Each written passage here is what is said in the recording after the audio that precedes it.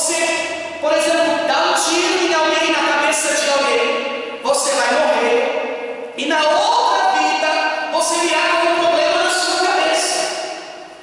Aí nós começamos a pensar muitas vezes com esse pensamento espírita: será que eu fui ruim na outra vida porque eu estou padecendo nessa? Será que eu vou ter que vir em outra vida eu ser uma pessoa melhor? Porque eu sofro nessa vida, na outra eu vou ser melhor. E esse pensamento é de que nós vamos nos purificando e expiando os nossos pecados. Isso anula totalmente a cruz de Cristo, aonde o Senhor não nos dá mais uma vaga para viver. Imagina, essa vida já não é fácil de viver. Acontecem muitas coisas. E ainda voltamos numa outra vida para sofrer mais ainda. Será que realmente essa é a vontade de Deus para nós? Que nós venhamos mais uma outra vez para sofrer muito mais do que nós já estamos sofrendo? E esse é o pensamento colocado dentro das nossas casas hoje, pelas novelas espíritas que estão passando, aonde se escuta vozes, aonde se dá foco à escuta de vozes de espíritos, à invocação de demônios sobre a nossa casa. Nós precisamos ter a certeza de que o Senhor se revelou para que nós pudéssemos ser fiéis a Ele, confiarmos na Sua palavra e não mais em outras palavras.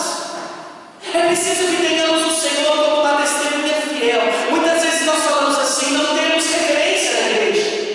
As pessoas falam de Deus, mas não são de Deus. Dentro da casa de Deus é uma coisa, lá fora é outra. É assim que nós falamos.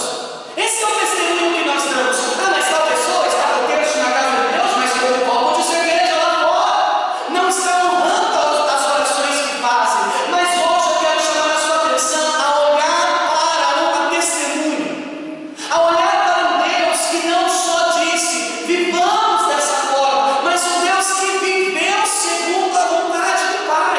E hoje nos diz: é possível viver. E porque você é morno, porque você só sabe dizer que você não precisa de nada.